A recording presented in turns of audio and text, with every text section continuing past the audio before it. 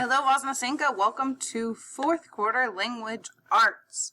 Fourth quarter language arts. We are already in the fourth quarter. I can't believe it. Only, 9 more weeks of school and then summer. Let's look at an overview of what we will be doing this quarter. This quarter's focus will be on creative writing.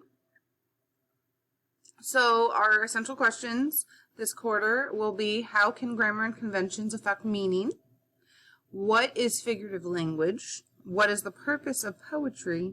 Why is conflict essential in every story? And the skills that you will be learning and being assessed on this quarter is being able to conduct a close reading of a poem, the ability to write a poem with at least 3 types of figurative language, the ability to recognize at least 3 types of figurative language in other poetry or short stories, the ability to write a short story of yourself, for yourself, with all 5 story elements, and the ability to recognize the 5 story elements in other short stories. So let's go ahead and begin. Go ahead and pause the video now and find your week 1 notebook. Now that you have your week 1 notebook open, you'll notice that the first thing here are some questions about creative writing, which I will be discussing with you momentarily. And then you will be taking notes on this page from this video, and we'll have this complete before you are finished today. So this week you're going to watch this video, answer those questions, and take notes on the figurative language. Then tomorrow you're going to practice creating your own figurative language. On Wednesday you will watch the second video and identify figurative language in a poem. Thursday you will then answer a few questions about that poem, getting yourself familiar with close reading and how that works. And then Friday you will finish your notebook and work on iReady. All right, without further ado, let's talk about creative writing. Okay, so creative writing is lots of different things. It can be lots of different things. There's a wide variety of things that fall under creative writing. There's even a thing called creative nonfiction, which is true stories, but like done in a more creative way, like memoirs and things like that. Creative writing uses non-formal language. We have up to this point been using more formal language, correct grammar, good punctuation, the proper use of terms. In non-formal language, we can use things like slang or idioms, things that aren't as specific or accurate, to be more creative, to make a point, as a more figurative means. Creative writing is imaginative. It should, even when it is true, it should help you imagine the story. You should be able to picture what you're reading in your brain, sort of that like moving picture in your brain when you're reading. That is the imaginative part of creative writing. Okay. Creative writing uses figurative language, which we will discuss in a minute. It is more flexible too. Creative writing is very flexible in structure. There are suggested structures in creative writing in both poetry and in story writing. There are structures that are common and practiced, but they don't have to be used. You don't have to use any structure in creative writing if you don't want to. You do have to have a certain number of elements, depending on if you're doing a poetry poem or a story, but how long it is, what structure it is, and things like that are much more free. There's just a lot less rules. So some people really enjoy creative writing because they love the flexibility, the freedom, and other people really struggle with it because they have to come up with things on their own more, and that's difficult.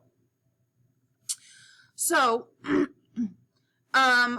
one thing that you have to also keep in mind in creative writing is that there are so many different types, and we usually put them into 2 categories, either prose or verse. Verse would be like a poem or something written with a rhythm, and prose would be like sentence writing. So you can distinguish the difference between prose and verse pretty quickly when you look at something, because if it is written across the page and then onto the next page, or onto the next line, and just goes to the very end of the line, that would be prose.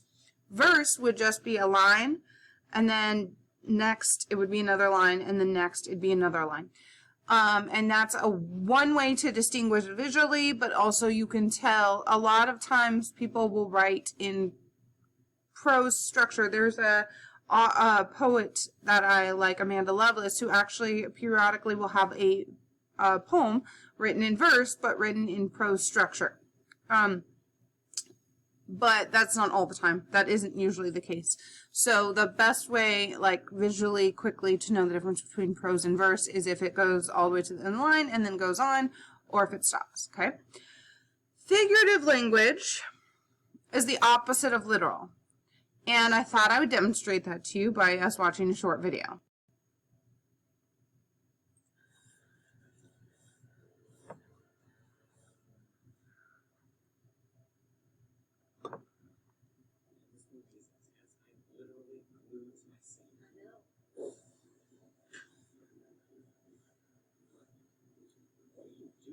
Teaching you to be more cautious with your language, sir. Whenever someone misuses the word literally, it is my job to literalize their reality and restore balance to it. Now, how does it feel to be literally glued to your seat? Weird. Is this in any way comparable to the feeling you get when the excitement of a film makes you strongly desire to keep watching? No. Excellent. Balance restore! Thanks, Captain Literally.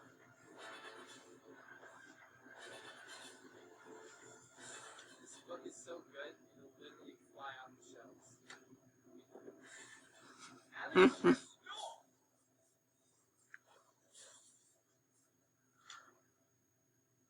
Oh, we're married. I am literally on top of the world. Where did you send him? Not sure, actually. I've never understood that phrase. Balance? Yeah, balance probably restored.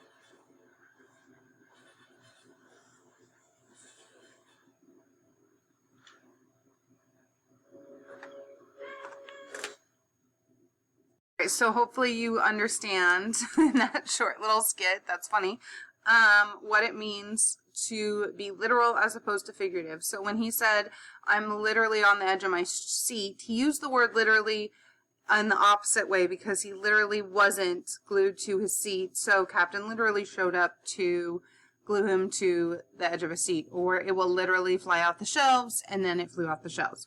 So literal means something that is real, in reality, happening in front of you. We use figurative language all of the time because we don't mean every little thing that we're saying all the time.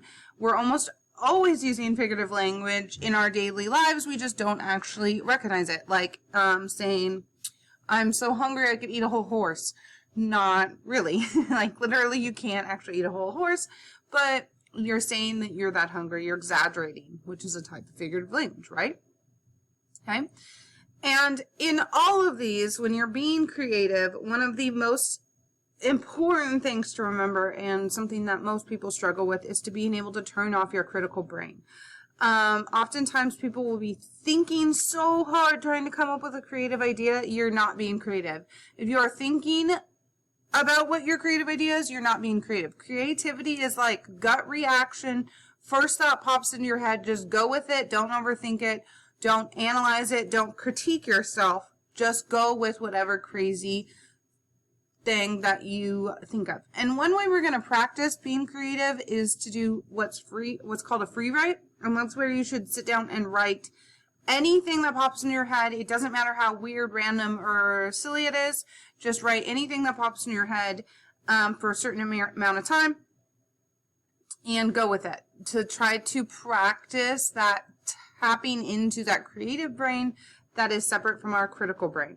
We don't need to think so much about what we are going to write when we're being creative. You just want to go with your gut. All right, now let's talk about figurative language and go through these, and I will give you some definitions for what they are. Okay, so these are some of the most common forms of figurative language. A simile is a comparison of unlike things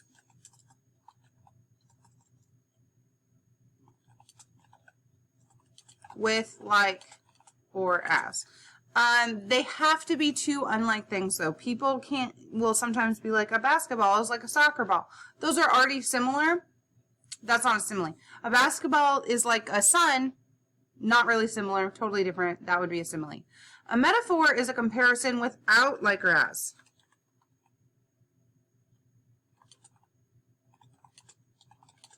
So same thing. It needs to be two unrelated things. So you can say a basketball is the sun.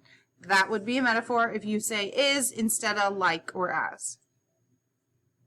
An alliteration is where you repeat sounds at the beginning of words.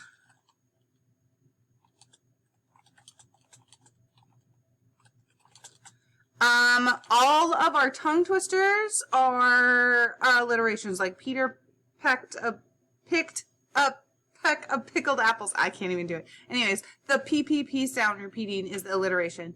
So alliteration is where you repeat the beginning sound of words. Personification is where you refer to something that is not human like it is human. So giving human characteristics to non-human things. So you can talk about like a flower having a happy day. That is not something flowers can do, is feel emotions, but if you give it that human characteristic, then you're using personification. Imagery is to describe what someone would experience with their five senses.